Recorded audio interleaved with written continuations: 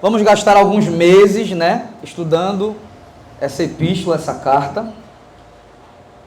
Falei um pouquinho sobre a personalidade dele, sobre a criação dele. Então, tudo que eu for ensinar agora, vocês precisam estar na mente de vocês a personalidade de Timóteo. Timóteo é alguém que tem uma fé que não é fingida. Ele não tenta fingir nada, realmente ele vive aquilo e ele gosta daquilo. Ele é alguém muito amigo, ele não abandona, Ele gosta de aconselhar, ele se importa com as pessoas. Ele é um cristão autêntico, genuíno, ele é muito usado por Paulo para lidar com situações específicas de relacionamentos, de comunhão na igreja. Ele tem todo o cuidado, todo o jeito, o carinho para poder resolver esses problemas.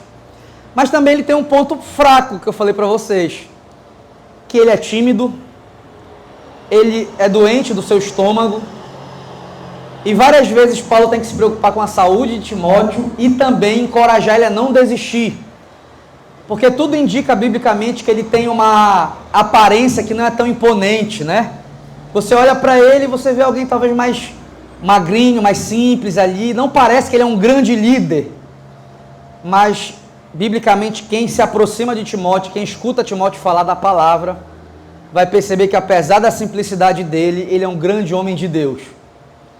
Quando eu estiver ensinando vocês sobre o texto, vocês vão perceber que essa personalidade de Timóteo vai estar o tempo todo aparecendo, seja o ponto forte, seja o ponto fraco, tá bom? Então vamos começar aqui, versículo 1, vamos entrar de fato no texto. Conforme eu entrar no texto, eu vou mostrando para vocês como é essa igreja, como era naquela época, tá bom? 1 Timóteo, verso 1. Vamos começar. Diz assim: Paulo, apóstolo de Jesus Cristo, por ordem de Deus, nosso Salvador, e de Cristo Jesus, nossa esperança. Primeira curiosidade aí que você precisa saber, Paulo, ele sempre começa as suas cartas desse jeito. Hoje em dia, se a gente escrever uma carta, a gente coloca o nosso nome, De fulano de tal para fulano de tal. Nessa época, é muito comum você escrever desse jeito. E não é em vão que ele faz isso, tá? Quando você enxerga aí Paulo, apóstolo de Jesus Cristo, ou de Cristo Jesus, ele quer deixar claro para aquela igreja quem ele é, tá bom? Ele é um apóstolo. O que é um apóstolo? Todo mundo que já está na igreja precisa saber quem é um apóstolo. O apóstolo significa enviado. Hoje em dia existem alguns apóstolos em algumas igrejas. Mas tem uma coisa que a gente sempre diz assim: apóstolo bom é apóstolo morto. Isso é uma piada que o pessoal gosta de usar, tá? Por quê? Porque alguns homens dizem que são apóstolos hoje em dia. E eu quero explicar para você, para a gente começar, o que era um apóstolo nos tempos bíblicos. Existiam duas classes de apóstolos, tá bom? Apóstolo significa enviado. É alguém que é enviado como o embaixador. Eu não sei se vocês já foram numa embaixada, por exemplo, tem uma embaixada aqui de Portugal. Se você for na embaixada de Portugal, lá é território de Portugal, não é brasileiro. Então, o apóstolo ele era responsável em levar o seu país e o seu território para algum ambiente, que no caso de apóstolo Paulo é o céu. Então o objetivo do apóstolo era fincar a sua pátria em outra pátria. Então ele chegava, por exemplo, numa cidade e ele fincava a sua cidade naquela cidade. Então era como se fosse um pedaço do céu, quando o apóstolo Paulo ensinava e pregava e fortalecia uma igreja ali. Ele era um enviado. Na época bíblica, para você ser um apóstolo, você precisava ter andado com Cristo, visto o próprio Cristo e aprendido do próprio Cristo. Os apóstolos do tempos bíblicos, eles davam ordem às igrejas, mas é ordem no sentido geral. Por exemplo, se um apóstolo existisse hoje e ele falasse assim: a partir de agora, todas as igrejas têm que ficar sem telhado. Todas as igrejas teriam que ficar sem telhado. eles eram a autoridade suprema. A grande pergunta que fica é: existe hoje algum homem que pode fazer isso? Mundialmente falando, não. O que os homens começaram a fazer? Eles abriram suas denominações e trouxeram o título de apóstolo para si, aonde dentro da hierarquia eles mandam mais do que todo mundo.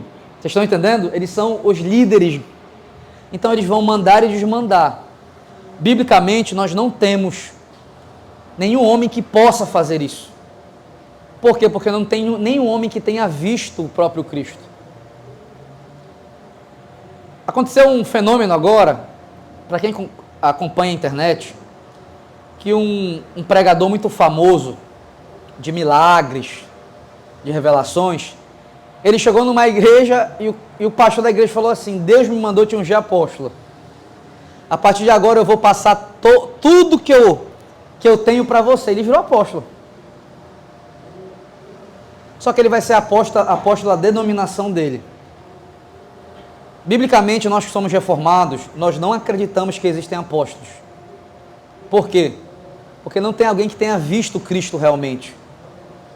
Não tem alguém que tenha essa autoridade de conduzir a igreja. Então, cuidado. Se um dia você falar assim: eu não quero mais ficar na igreja Frontes, eu quero ir para outra igreja. Não vai para uma igreja que tem apóstolo. Não vai dar certo. Vai ser um cara que manda na igreja e daqui a pouco ele chega no altar e fala: Deus acabou de me falar algo. Deus falou que a partir de agora vocês precisam estar todo mundo vindo de verde. Deus me revelou. Onde é que está na Bíblia? Não está na Bíblia. Ele me revelou além da Bíblia. Então começa a surgir essas coisas, sabe, estranhas. Então cuidado com alguém que se chama apóstolo. A pergunta é: qual foi o apóstolo que reconheceu que ele é apóstolo? Então você vai perceber o seguinte: após a morte dos apóstolos, nós temos uma lacuna na história gigantesca de não ter mais apóstolo. Isso aqui já é invenção atual das nossas igrejas brasileiras, tá? Então apóstolo bom é um apóstolo morto, né, que a gente costuma dizer, porque não existem apóstolos. Outra coisa importante também para a gente começar aqui, é que apesar dessa carta ser escrita para Timóteo, não é só para Timóteo. Você vê 1 Timóteo, né? Foi escrita para ele pessoalmente? Foi. Mas também foi escrita para a igreja. Então, tem conselhos para Timóteo e tem conselhos para a igreja, tá? Por isso que Paulo precisa colocar Paulo, apóstolo de Jesus Cristo. Timóteo não sabia disso? Sabia quem era Paulo, mas ele precisa colocar por quê? Porque outras pessoas vão ter acesso a isso. Então era muito comum, no meio dos apóstolos, começar a carta desse jeito. Tá bom? Então, essa carta ela é pessoal, mas também era para o público ler na igreja. Tá? Uma coisa curiosa também nesse primeiro versículo é que ele fala o seguinte: eu sou apóstolo por ordem de Deus. Vocês viram aí? Aí ele chama Deus de nosso Salvador. Vocês já perceberam que não é comum a gente chamar Deus de Salvador? Geralmente chama Jesus, né? No Novo Testamento também não é comum chamar Deus de Salvador. É muito comum chamar Jesus. Paulo errou aqui? Não está errado. No Antigo Testamento, Deus é chamado de Salvador nos Salmos, por exemplo. Porque Deus criou o plano de salvação, então também Ele é Salvador, como Cristo também é Salvador. Mas uma coisa que é interessante, eu quero deixar uma dica para vocês aqui. Ele vai unir duas coisas aqui. A primeira, ele vai dizer o seguinte: eu sou apóstolo por ordem de Deus, nosso Salvador, e Cristo Jesus, nossa esperança.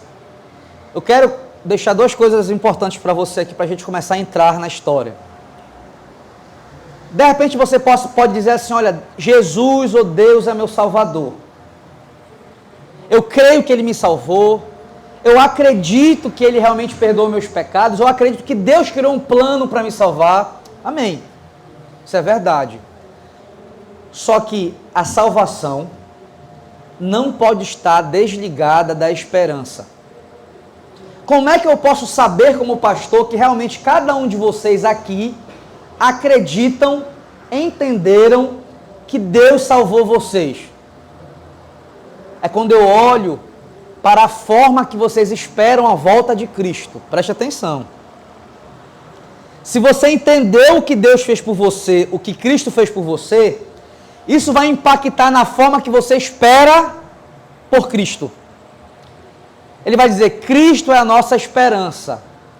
O que quer dizer isso, pastor? Quer dizer que quando eu vejo vocês muito confortáveis, com uma vida mundana e secular, eu já sei que vocês não entenderam o Evangelho. O irmão não consegue orar, não consegue ler Bíblia, não sente ânimo por Cristo. O que você está passando é que você não entendeu ainda o que Cristo fez por você. Porque a maior alegria da nossa vida, sabe qual é? É saber que nós somos salvos em Cristo Jesus e que um dia Ele voltará para nos buscar, para que de fato a gente experimente o que realmente é o céu, o que realmente é a presença de Deus. Só que pode ter gente aqui que não está nem aí para isso.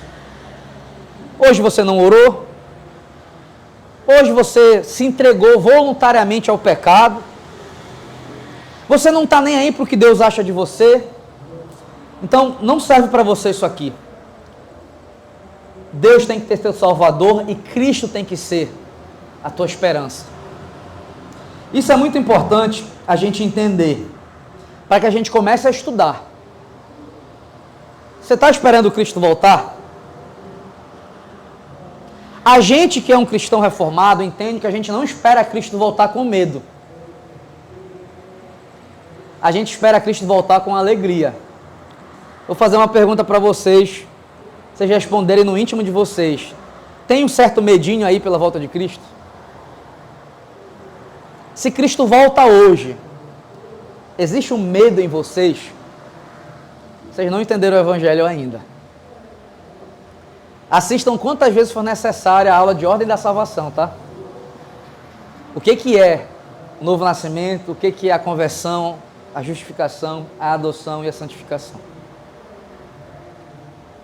Muitas pessoas têm medo da volta de Cristo e não querem que Ele volte agora.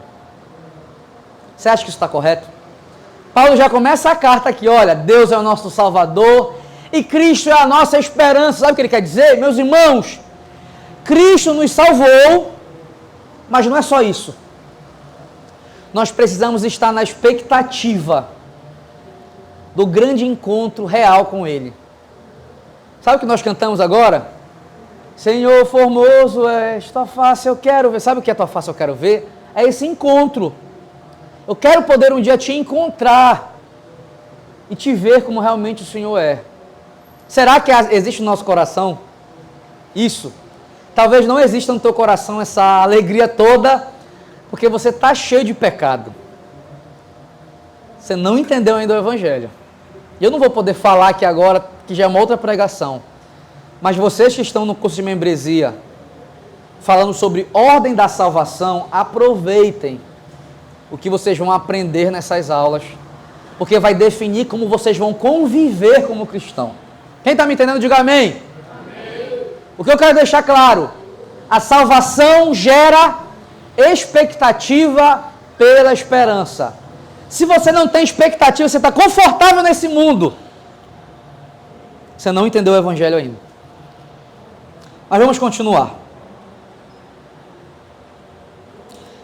Abre comigo em Colossenses 1:27.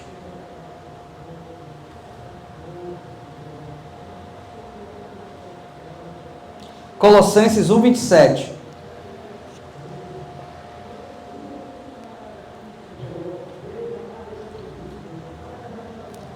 Quem achou, diga amém. Colossenses 1:27 diz assim: a ele quis Deus dar a conhecer entre os gentios a gloriosa riqueza deste mistério, que é Cristo em vocês, a esperança da glória. Repete comigo: Cristo em mim é a esperança da glória. Se você crê que Deus habita em você, que Cristo está em você através do Espírito Santo, não pode existir medo pela volta de Cristo. Você não pode ter medo que Cristo volte. Se você tem medo, pode ser que talvez não exista essa relação no teu íntimo. Tinha uma uma história antigamente que contava assim, olha, dorme vestido, que se Cristo voltar e te ver com roupa íntima, tu vai ficar. Quem lembra dessa história? Como se a salvação dependesse do que tu está fazendo no momento. Por exemplo, parece uma roleta russa. Sabe quando tu coloca aquela roleta russa, aquela brincadeira que o cara pega a arma, coloca uma bala na arma, gira e aperta o gatilho? Se der a sorte de cair onde não está a bala, tu não morre. As pessoas acham que a salvação é um pouco assim. Eu estou aqui no culto, aí de repente eu errei segundos antes de Cristo voltar. Falta de sorte a tua. Ficou. A salvação não é assim. A salvação está ancorada totalmente no que Cristo fez na cruz. Por que eu vou para o céu? Porque Cristo conquistou isso para mim. A partir de agora, a minha luta é para estar vigilante, não para que eu vá para a glória, mas para que eu honre a Cristo. Eu preciso que vocês entendam isso. Então não pode haver medo pela volta de Jesus Cristo. O único medo que pode haver pela volta de Jesus Cristo é se tu é uma pessoa que não tem as evidências de que o Espírito Santo mora em ti. Qual é a evidência, pastor? Tu faz tudo que é de errado e não está nem aí. Agora, se existe em você uma dor pelo pecado, você para pensar, você olha para corrigir sua vida, você se preocupa com o que Deus acha de você, é uma evidência do novo nascimento que vocês estudaram hoje e já estudaram no passado. Então, muito cuidado com essa esperança. Eu quero ressaltar aqui como é que anda a esperança de vocês. Eu preguei em Hebreus, há um tempo atrás, que quando a Bíblia fala sobre esperança, sabe o que significa a palavra esperança?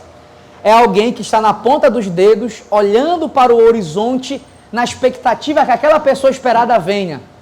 Sabe quando você está com saudade de alguém?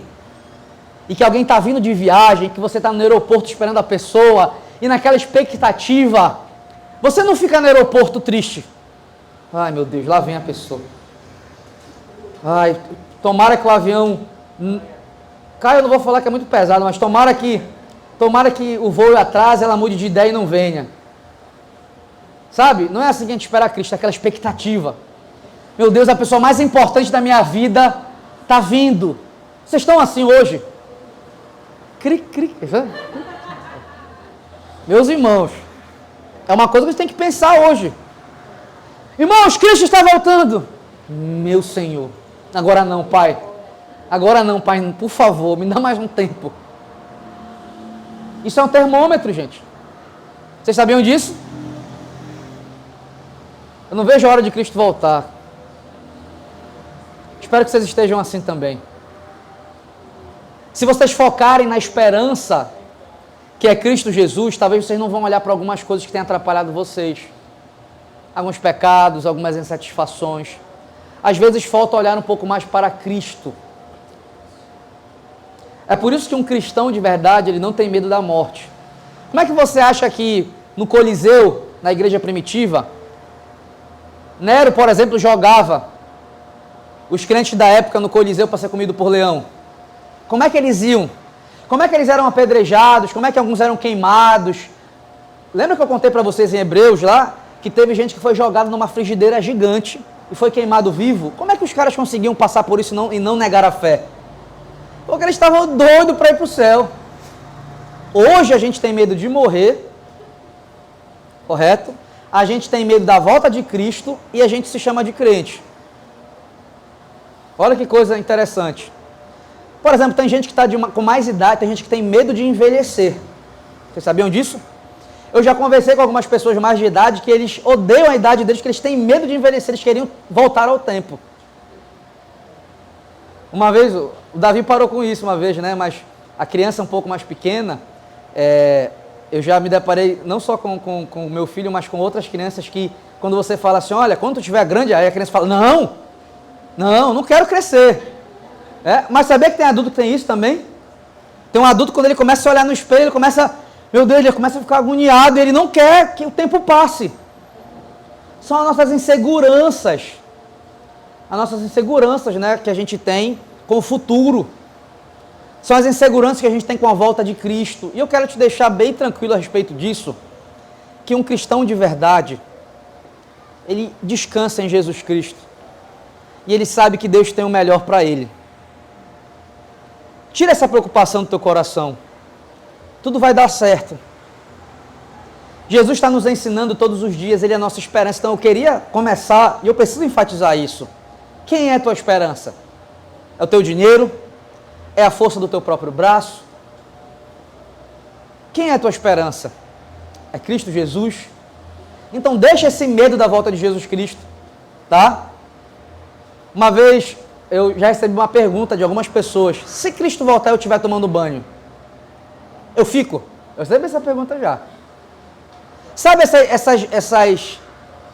esses mitos que acabam acontecendo, essas lendas evangélicas? Nossa salvação está exclusivamente ancorada, conquistada por quem? Por Jesus Cristo. A única forma da gente perder isso é se Jesus Cristo, de repente, no céu, se rebelar contra Deus. Isso nunca vai acontecer. Se de repente Jesus Cristo virar mal, se dependesse de você, ela seria perdida. Mas ela depende do nosso único e suficiente Salvador, Jesus Cristo. Vocês estão alegres por isso? Ainda bem, né? 1 Timóteo 1, 2. Então vamos começar agora a entender a história. A Timóteo, meu verdadeiro filho na fé. Graça, misericórdia e paz da parte de Deus, Pai, e de Cristo Jesus, o nosso Senhor. Eu preciso abrir um parêntese aqui sobre o meu verdadeiro filho na fé, tá bom? Por quê? Porque tem algumas igrejas que usam essa passagem bíblica para chamar o seu líder de pai. E alguns líderes gostam de chamar seus discípulos de filhos na fé. E eu preciso explicar por que Paulo fala isso, tá bom? A gente precisa entender. Paulo aqui, ele não está criando uma ordem apostólica. Isso aqui não é doutrina, tá, gente? Ele não está dizendo para você, todo pastor e todo líder tem que chamar o seu discípulo ou a pessoa que ele pastoreia dessa forma. Isso não é uma ordem apostólica, tá? Isso aqui é uma narrativa, a gente não cria doutrina em cima de uma narrativa. Por que ele vai chamar isso? Vocês lembram que Timóteo tem um ponto fraco? Quem lembra? Vocês lembram que Timóteo tem um ponto fraco? Qual é o ponto fraco de Timóteo? O ponto fraco é, às vezes ele é um pouco tímido. Então, tudo indica que, todos os comentários bíblicos dizem que Timóteo não queria ficar mais em Éfeso. Olha só. Ele queria mudar de local. Então, você vai perceber que Paulo vai dizer o seguinte: Timóteo, quando eu sair daí, eu falei para você ficar. E mais uma vez, eu estou te reiterando, fica aí. Não deixa que pensamentos errados queiram fazer você sair desse lugar. Então, o que Paulo está fazendo aqui? Meu filho na fé. Realmente, Paulo e Timóteo, eles têm um vínculo diferente. Todos os comentários bíblicos dizem o seguinte: por que Paulo chama Timóteo de filho? Porque Paulo é responsável pela conversão de Timóteo. E realmente Timóteo, ele não tem esse pai presente. Realmente eles têm um vínculo de pai e de filho. É realmente um vínculo. Não é uma técnica de igreja evangélica, correto? Realmente existe esse vínculo verdadeiro de pai e de filho. Paulo realmente atuava como um pai para Timóteo. Não é aquela questão que a gente fala assim, olha, faz tudo o que eu estou te pedindo, eu te chamo de meu filho na fé. Não é isso. Ele realmente tem esse vínculo. O Timóteo realmente convivia com Paulo como um filho. Então, algumas pessoas dizem nos comentários, os especialistas dizem o seguinte: que quando você olhava para Timóteo, realmente você percebia que ele era muito parecido com Paulo, como se fosse criado como um filho com Paulo. Tudo indica que a conversão dele foi na primeira viagem do apóstolo, e na segunda viagem do apóstolo ele chama ele para cooperar com ele. Então, o verdadeiro filho na fé, essa expressão pode indicar que Timóteo foi salvo e encontrou o evangelho por meio do apóstolo, talvez durante a primeira viagem de Paulo a Listra. Nesse caso, a expressão verdadeiro filho na fé significa que Timóteo apresentava as mesmas qualidades espirituais e morais que Paulo. Ele era um verdadeiro descendente do apóstolo porque manifestava o mesmo caráter. Por que eu estou falando isso para vocês? Porque em algumas igrejas atuais, isso é um negocinho bonitinho. Por exemplo, você é um líder de célula e tu já sai chamando todo mundo de filho. Não é esse tipo de vínculo. O vínculo desses dois aqui é um vínculo, Paulo está preso, Timóteo está cuidando dele. Timóteo está doente, Paulo está cuidando dele. Realmente existe um convívio. Como Paulo não tem filhos, ele tratou esse jovem como filho dele. Ele fez isso com todos? Não. Não é todas as pessoas que você vai ver Paulo chamando dessa forma. Então não é um distintivo, não é uma doutrina, porque as pessoas elas ficam lendo a Bíblia e qualquer coisa que os apóstolos fazem, elas querem fazer iguais. E às vezes é só uma narrativa da época. Ele não está mandando você fazer isso. Por que eu estou falando isso? Porque vocês podem ler isso aqui e falar assim, olha, meu pastor não me chama de filho na fé. Olha, meu pastor, eu quero chamar meu pastor de pai. Não, não me chama de pai, tá, gente? Eu sou novo ainda. Não tenho tudo isso de filho. Por quê? Porque, na verdade, não tem a ver só com isso. Esse Timóteo, ele realmente tem um vínculo diferente. Correto? Ele tem um vínculo diferente, até pelas chamadas de atenção. Paulo não pega leve não com Timóteo. Não é assim que a gente acha. Ele realmente, você vai perceber que ele se intromete na vida pessoal de Timóteo como um pai se intromete na vida de um filho. Paulo faz isso com todos os cooperadores? Não. É específico para Timóteo. Então a gente tem que ter um certo cuidado aqui.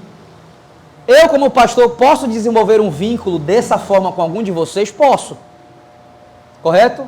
Pode ser que alguns sejam mais próximos de mim e de repente alguém aqui seja realmente como um filho mesmo, como eu trato o Davi e a Esté, pode ser que aconteça esse vínculo. Mas não vai ser algo que eu vou estar chamando todo mundo de filho, nesse sentido. Isso aqui é um vínculo pessoal realmente, tá, gente? É um vínculo verdadeiro, pessoal mesmo. Por que eu estou falando isso? Porque em algumas igrejas isso é banalizado. Você sai chamando qualquer pessoa de filho e qualquer pessoa de pai. E não existe esse vínculo real. Na verdade, é muito mais uma estrutura e um método de igreja para criar vínculos emocionais que não existem. Então, um pouco cuidado aqui, tá? Vocês vão perceber que no meio de toda a história de Timóteo, Paulo pega um tanto pesado com ele a respeito de algumas coisas, tá bom? Então, por que eu estou falando isso para vocês? Porque vocês podem estar vindo de algumas igrejas que citam isso. Eu já passei por uma igreja desse tipo, que você tinha um vínculo, sei lá, de 2 meses, 3 meses, e ficava se chamando de pai, de filho, na fé, essas coisas todas. E não é dessa forma, tá? Continuando. Timóteo, meu verdadeiro filho na fé, já mostra pra gente o quê? Que existe aí uma intimidade diferente entre os dois, correto? Existe um vínculo diferente. Olha o que ele vai dizer. Graça, misericórdia e paz da parte de Deus. Isso é em vão? Não. Graça é o principal assunto pregado. Misericórdia também é um assunto muito desenvolvido e a paz também. O que é a graça? A graça é que o tempo todo Paulo está dizendo, não é as tuas obras que te salvam, foi o amor de Cristo que te escolheu. Misericórdia é, apesar de você pecar, a misericórdia de Deus está sobre você o tempo todo, te ajudando a resolver coisas e conflitos que você causou. Não é assim a nossa vida?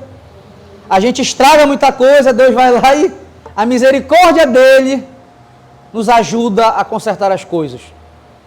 E a paz é porque agora nós podemos orar ao Senhor, estar na presença do Senhor, sem estar sentindo medo e culpa, porque a nossa reputação com Deus está ancorada em Cristo Jesus. Você percebe que quando Paulo começa uma carta, ele já deixa claro os distintivos do que ele acredita. Isso é como se fosse um resumão, tá, gente? Um resumo das coisas mais importantes que Paulo acredita. Mas então, qual era o grande problema dessa igreja? Olha o versículo 3. Partindo eu para a Macedônia, roguei-lhe que permanecesse em Éfeso para ordenar certas pessoas que não mais ensinassem doutrinas falsas. Paulo saiu de Éfeso e foi para a Macedônia. Onde é a Macedônia? Sabe quando você vê Tessalônica e Filipos? 1 Tessalonicenses, 2 Tessalonicenses e Filipenses? É essa cidade. Então ele estava partindo para uma missão, para esse lugar. Tem também uma cidade muito conhecida na Macedônia, que é Bereia, por exemplo, né? Aqueles famosos bereanos, né? Que quando Paulo pregava, eles ficavam consultando a Bíblia para saber se ele estava pregando certo. Então Paulo está indo para uma missão e ele precisa deixar alguém em Éfeso. Só para vocês terem uma noção, Éfeso é uma cidade, talvez a cidade mais importante na pregação do Evangelho. Paulo estava sempre indo lá, viajava para algum lugar e voltava para lá. Viajava para algum lugar e voltava para lá. Por quê? Porque ela era uma cidade muito importante para o desenvolvimento do Evangelho. Uma cidade comercial, uma cidade onde muitas pessoas visitavam. Então o tempo todo estava vindo gente de todos os lugares para Éfeso. A principal religião de Éfeso estava relacionada à deusa Artemis, que traduzindo para o dia de hoje é Diana, mas não é a Diana que está aqui, tá bom?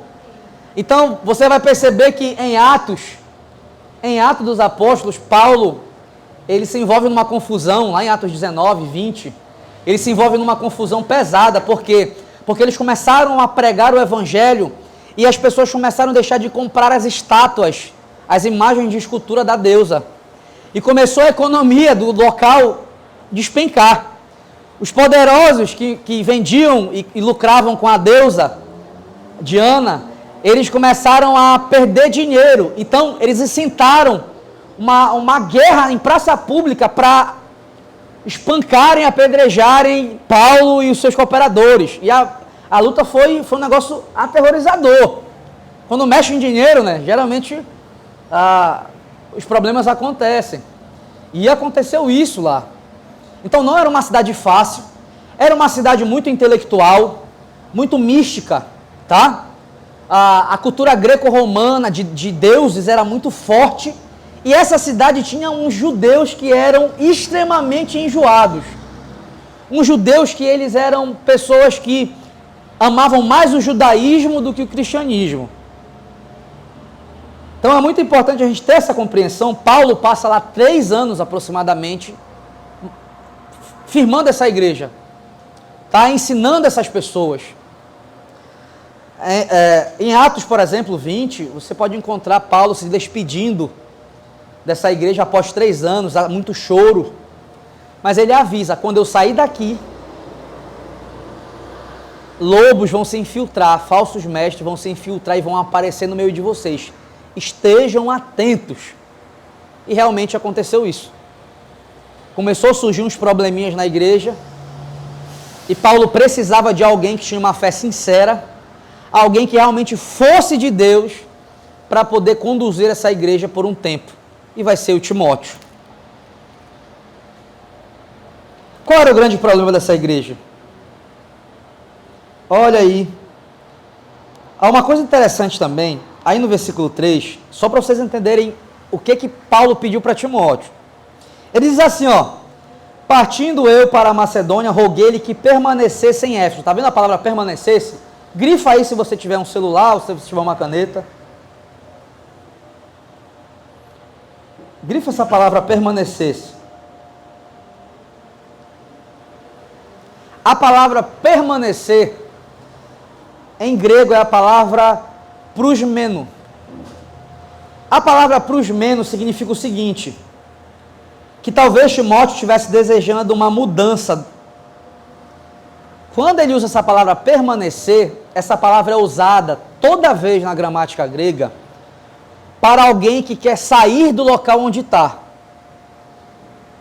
Ele não está dando uma dica para Timóteo. Timóteo já deve ter comunicado que ele já queria trocar de localidade. E Paulo vai dizer o seguinte: primeira coisa que eu vou te falar, fica aí. O que significa isso, meus irmãos? Timóteo recebeu um não. Você vai ficar aí. Eu preciso de você aí. Outra coisa também que a gente pode entender um pouco da ordem de Paulo é que após a palavra permanecer, se você olhar no versículo 3, tem uma outra palavra chamada assim, roguei-lhe que permanecesse em Éfeso para ordenar. Grifa aí a palavra ordenar. Talvez na tua Bíblia possa estar exortar. Alguém está diferente de ordenar? Quem está diferente, levanta a mão. Demonstrar. Como é que está a tua versão, Patrick?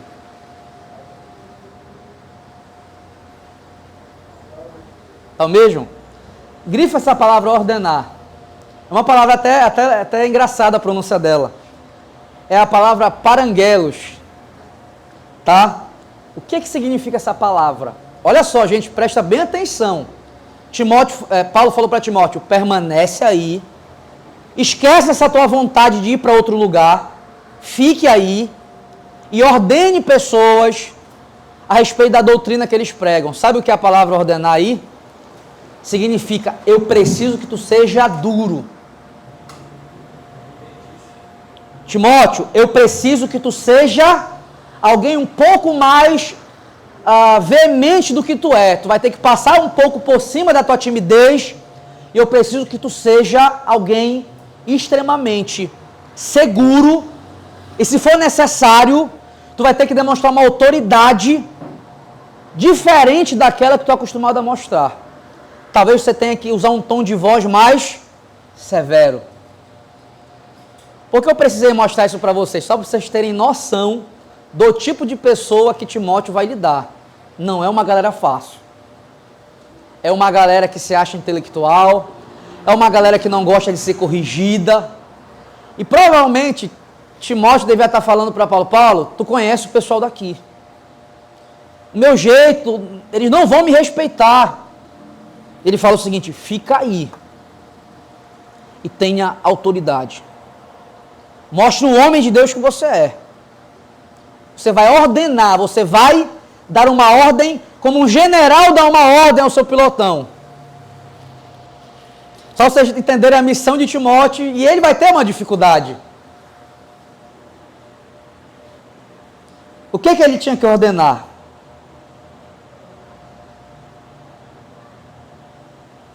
Vocês estão no versículo 3 aí?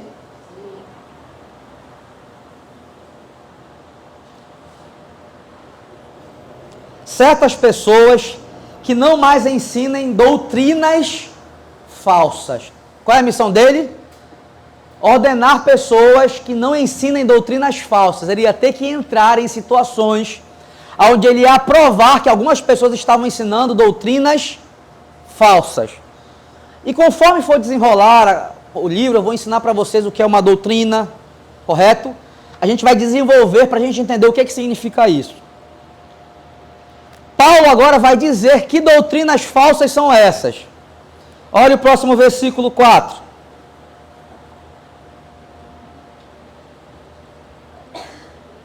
Todos estão aí com o versículo 4? Amém. Deixa eu abrir aqui que saiu a minha Bíblia.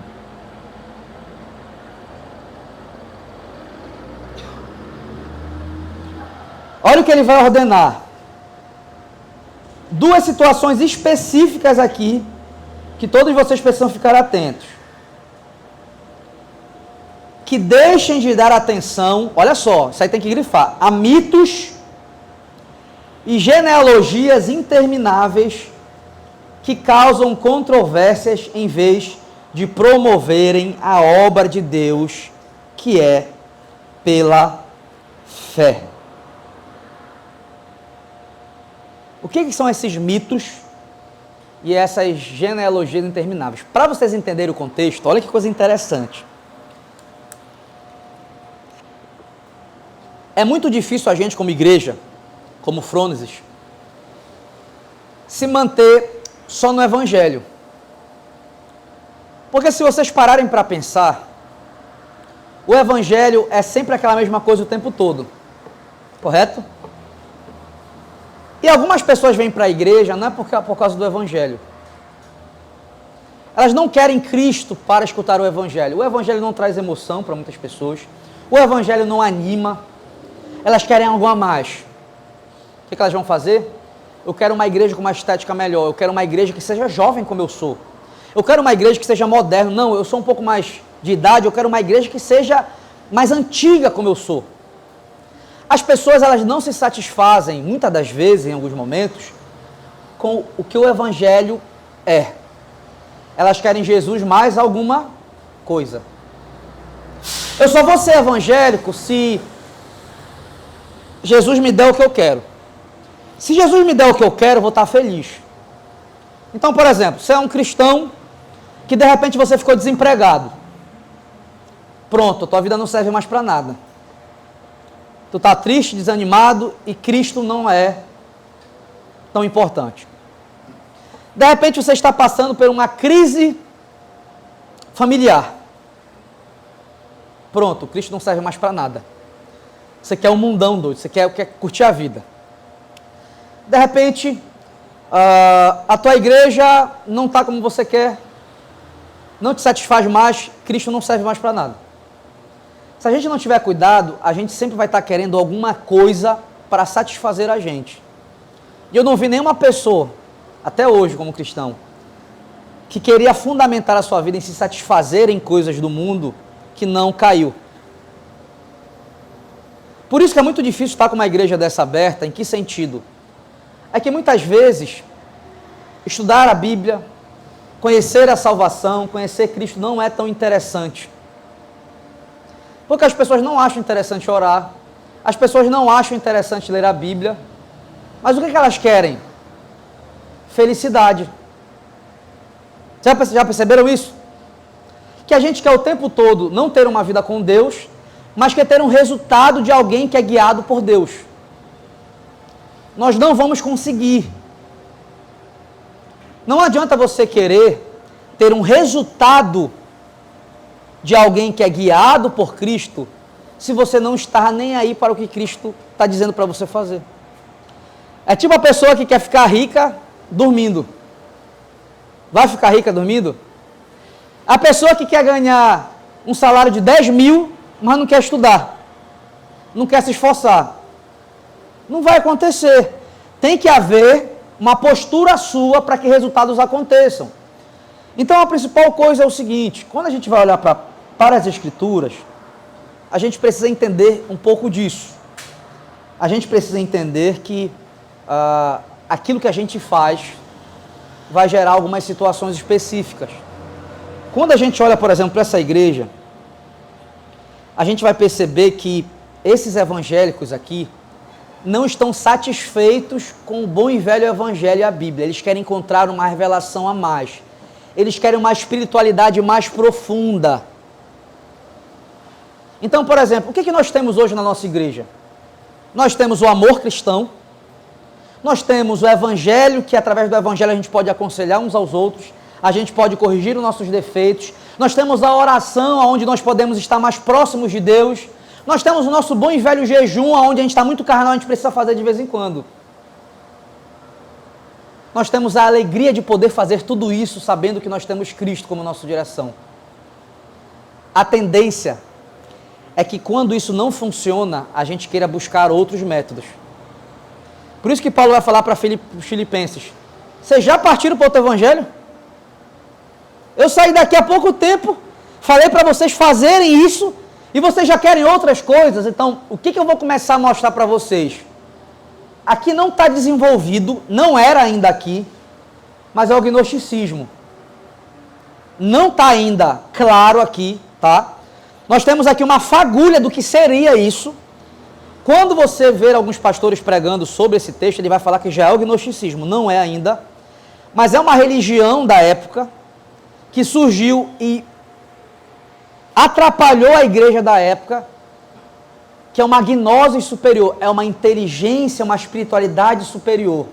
Enquanto Paulo queria ser simples, aprenda sobre Jesus Cristo, pregue o evangelho, corrija os seus pecados, ore ao Senhor, busque ao Senhor, esteja no culto, aconselhe uns aos outros, ajude uns aos outros.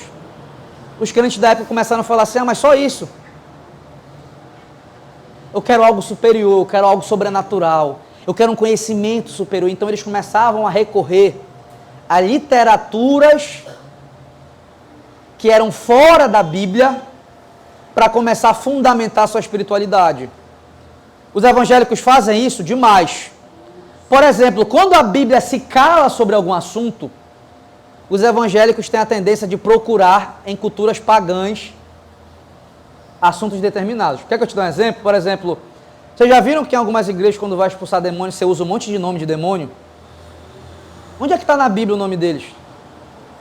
Onde eles foram encontrar isso? Foram encontrar onde?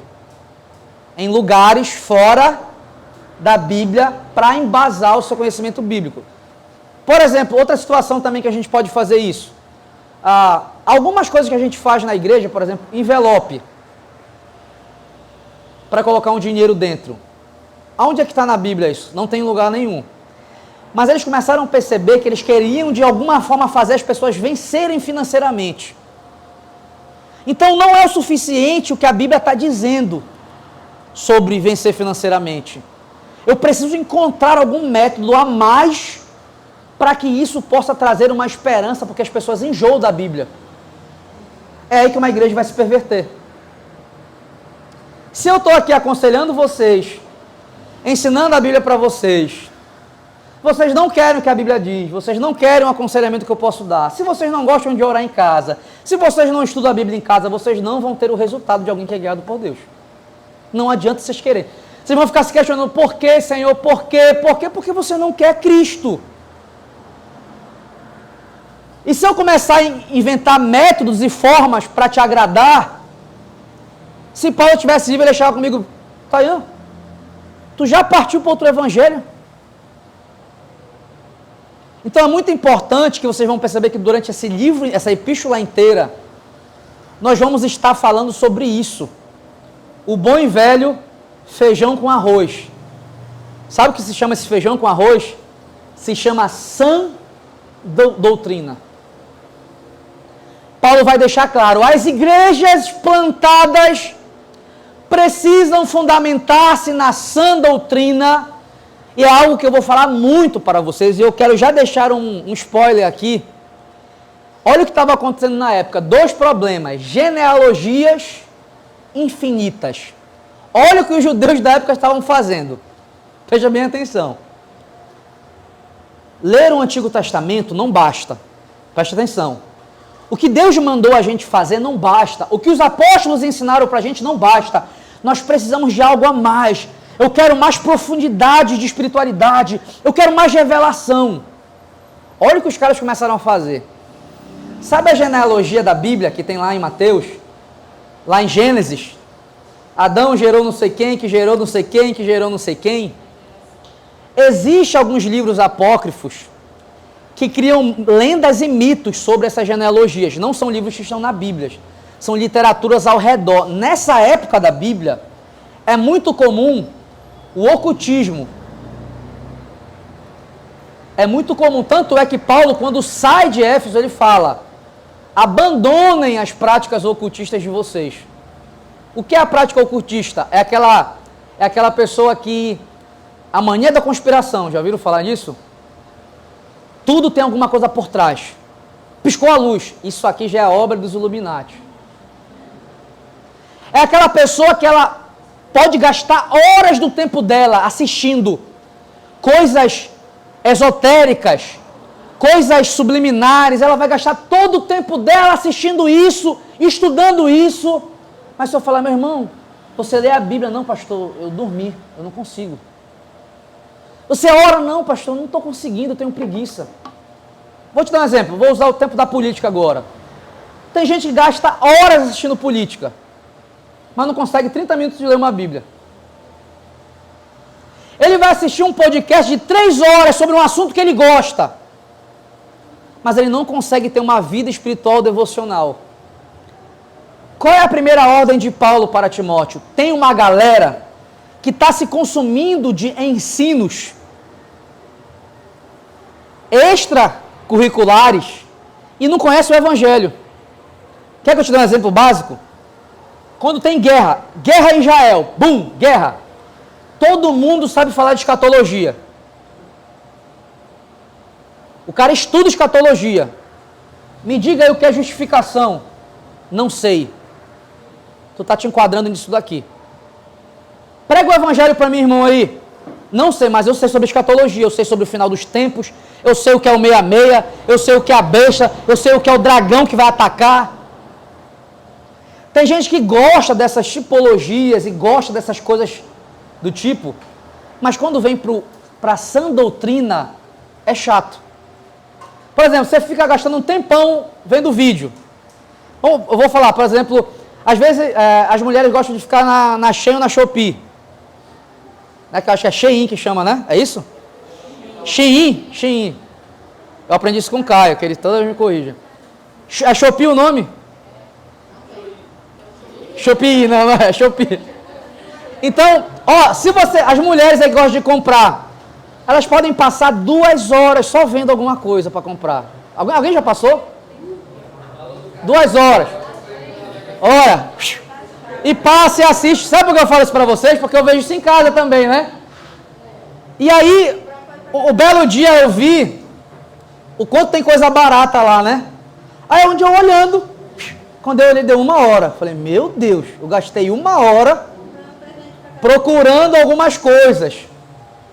Por que eu estou falando isso? Só para vocês entenderem, nos dias de hoje, a preocupação de Paulo. Porque Paulo, ele gastou a vida dele para aconselhar, para orar, para fundamentar uma igreja. Ele percebeu que a galera gastava horas do seu dia vendo coisas que eles gostavam de fazer. Quando era para sã doutrina, eles não gostavam. Quem está entendendo? Nesse caso era genealogia. Olha o que eles faziam. Eles tentavam ver quem da igreja da época, olha só, quem da igreja da época era descendente direto, por exemplo, de Davi. Quem fosse descendente direto de Abraão, esse vai ser líder. Esse é mais espiritual.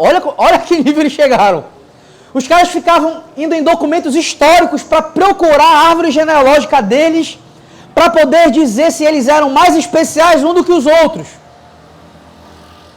Mas quando era para estudar sobre o Evangelho, para orar, não tinha tanto interesse. Esses eram os judeus da época.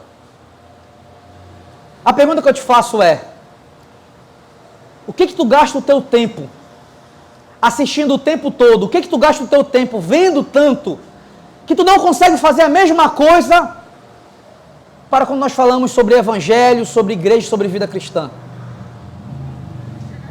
6 da tarde, eu não posso perder minha novela.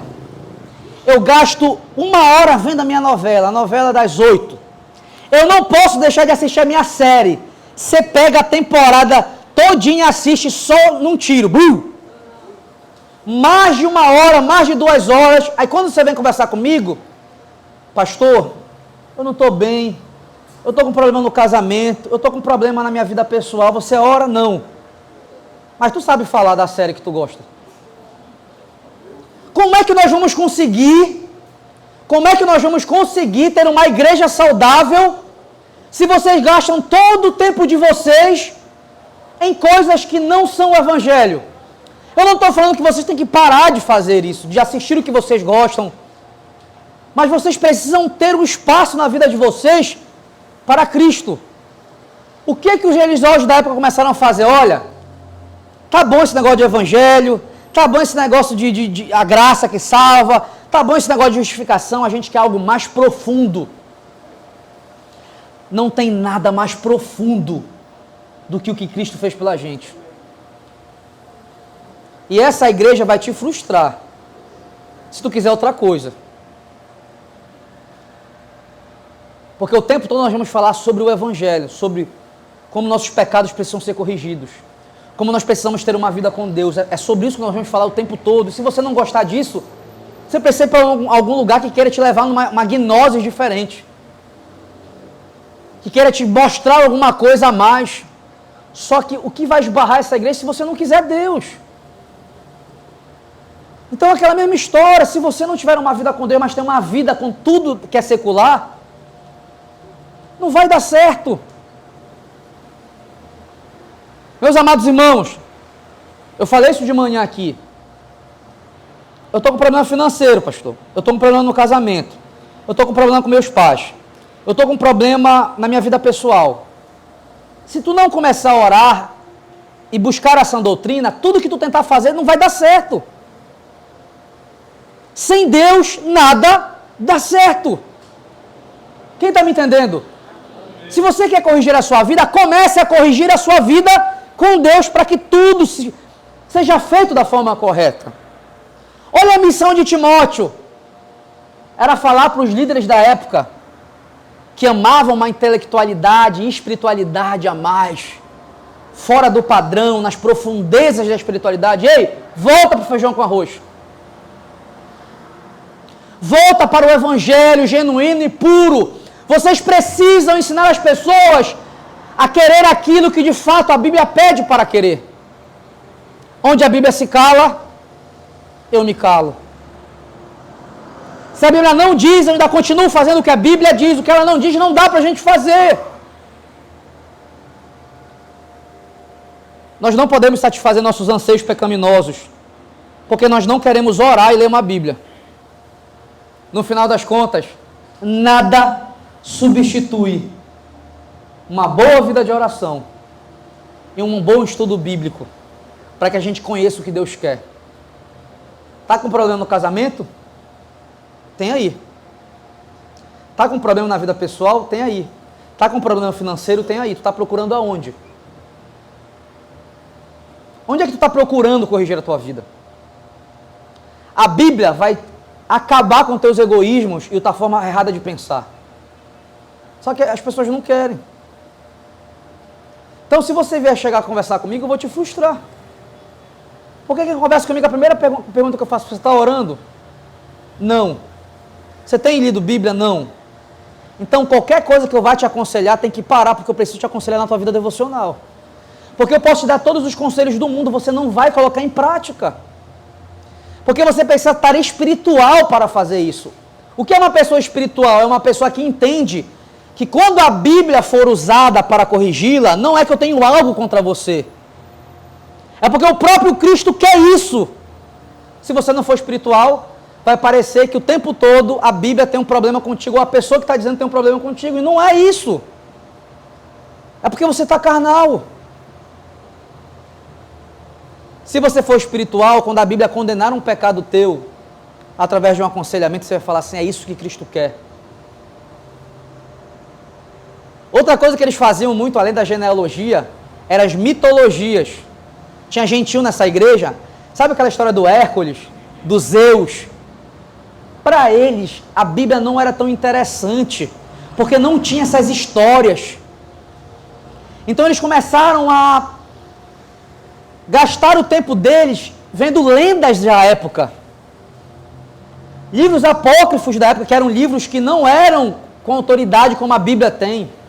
Livros que possuíam lendas, que possuíam mitos. Então eles gostavam dessa história, mas quando você contava uma história de um Davi, de um Abraão, não é tão interessante. O meu apelo para começar essa série de mensagens é: vamos voltar para o feijão com arroz, porque a sã doutrina é a coisa mais importante que nós temos. Se você não ora, se você não lê Bíblia, se você não ama o Evangelho, nada vai adiantar. Você sabe o que é sã doutrina? É você vir para um culto como esse e saber o que você está fazendo aqui dentro. Porque eu canto, porque eu escuto a pregação, porque eu oro. Então, esse livro de Timóteo, eu vou mostrar para vocês o que é um bom feijão com arroz. Que um cristão raiz é um cristão que não negocia sua boa e velha vida de oração e sua vida de estudos bíblicos. Se você não tiver uma vida com Deus, você vai querer algo a mais que venha te satisfazer. Eu já tive muitos problemas pessoais, problemas no meu casamento, e hoje eu vejo o fruto da minha casa num bom e velho feijão com arroz, sem desistir. Sem desistir da oração, sem desistir de entender cada vez mais quem Cristo é, o que eu devo ser, o que a minha casa deve ser. A cada dia a gente vai aprendendo um pouquinho mais, um pouquinho mais, um pouquinho mais. Todas as pessoas que eu converso no aconselhamento bíblico, sabe o que acontece?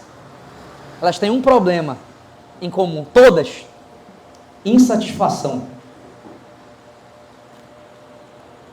Todas têm o mesmo problema: insatisfação. Por que isso? Porque elas acham que Cristo não é suficiente. Nunca houve um momento que eu conversei com alguém no aconselhamento bíblico que ela não esteja insatisfeita com a sua vida. Eu preciso deixar bem claro para vocês. Não adianta você querer ter o resultado de uma vida guiada por Deus, se Deus não serve para nada para você. Se você não lembra de Deus, se você não coloca Deus como prioridade, se você não glorifica Ele no teu dia a dia, não adianta. Vai parecer que a grama do vizinho sempre é mais verde. Em alguns momentos de aconselhamento, as pessoas falam assim, já aconteceu várias vezes, as pessoas falam assim: pois é, pastor, que eu vejo a tua família, eu queria ser igual, a tua família é tudo bonito, eu queria ter essa vida de oração com você, mas não é fácil, gente. Não é como vocês acham que é simples. É muito suor, é erros e acertos. São dias que você levanta numa segunda-feira e você quer encontrar a tua felicidade em satisfações que o mundo pode oferecer. E você fala: não, eu vou ficar com um bom e velho feijão com arroz. Já viu que a pessoa quando pega um pouco mais de dinheiro, a gente, né? Antigamente a gente, ganhando pouco, feijão com arroz era tudo. Daqui a pouco a gente pega um pouco mais de dinheiro, não. Eu quero não. Ovo? Ovo não. Mas antes o ovo frito era um negócio, né? Era uma alegria, e daqui a pouco você começa a ganhar um pouco mais de não. Ovo não, ovo frito não. Comer ovo frito não. Eu já quero, né? Picadinho não é mais picadinho, picadinho agora é carne moída. Você não chama mais picadinho, né? Você começa a mudar. É? As carnes mudam o nome, né? A 100, o paraense não fala a 100, né? Começa aqueles nomes de São Paulo, vem pra cá, a gente começa a usar. Você começa a mudar todos os nomes. Parece muito o evangélico. Quando ele chega na igreja, o evangelho é a coisa mais importante, que é alegria. Daqui a pouco, é orar. Lê a Bíblia, pastor, não tem outro conselho, não. Não tem outro conselho, não tem alguma coisa mais espiritual, mais emocionante. Eu preciso deixar claro para vocês. A coisa mais emocionante da minha vida é quando eu vou orar, cheio de pecados, eu sei que existe um Deus que me perdoa. A coisa mais emocionante da minha vida é poder pegar a minha Bíblia e encontrar uma pessoa como Timóteo, cheio de fraquezas e cheio de pontos fortes, muito parecida com quem eu sou. E saber que mesmo assim Deus usou um jovem como esse. Essa é a grande emoção da minha vida. Essa semana eu estava assistindo com a minha família uma série chamado do Senhor dos Anéis, Anéis do Poder, né? A gente assistiu junto. E é muito legal a trilha sonora, né? Você vê a trilha sonora, aí a roupa dos personagens. É legal quando a gente vê esse tipo de série assim. E é assim que eu vejo a Bíblia. É uma aventura. É uma aventura poder entender um pouquinho de quem Deus é. Se você não tem isso, meu irmão, você vai buscar aí fora tudo que você quiser para ajeitar a tua vida, não vai dar certo. Eu espero que essa semana vocês abandonem as genealogias infinitas ou as mitologias gregas que estão consumindo o tempo de vocês. Que vocês passam 1h30, 2 horas assistindo e que vocês possam voltar essa semana para o feijão com arroz. Eu vou pegar e vou orar ao Senhor, vou agradecer ao Senhor, apresentar a minha vida. Eu vou pegar o 1 Timóteo, eu vou ler, eu vou estudar, vou pegar o assunto do curso de membresia e vou estudar, vamos fazer o feijão com arroz.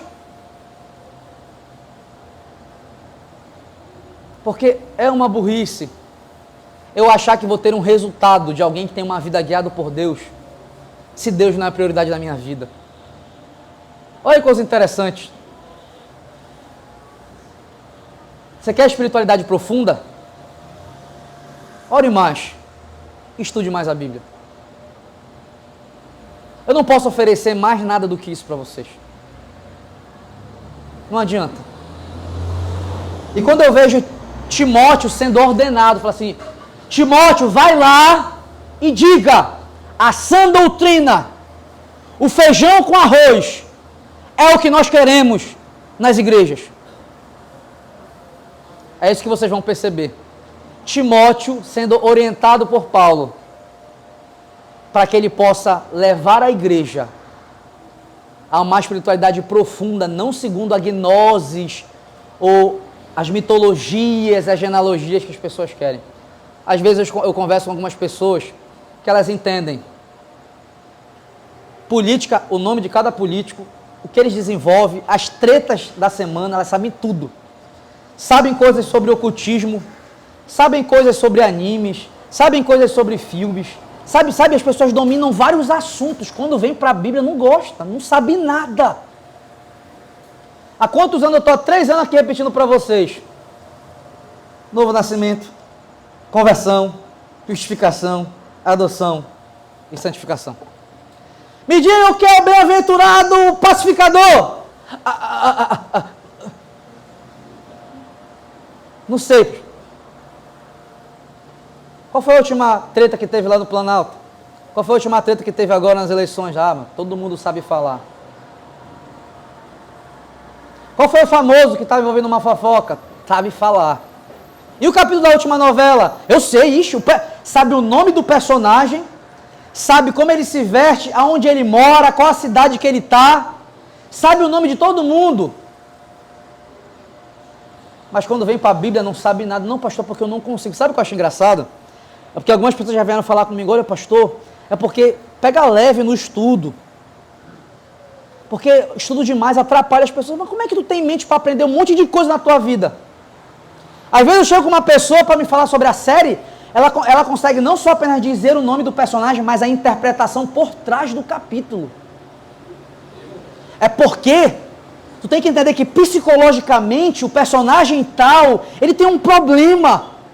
E lá no passado ele sofreu algo. É mesmo? Tu sabe tudo isso? Então me diga sobre o aliancismo ali, como é que é a história de Abraão e como é que se conecta a história do Novo Testamento. Pastor, me manda aquele PDF. Vocês entenderam como a nossa mente está condicionada a priorizar o que a gente gosta?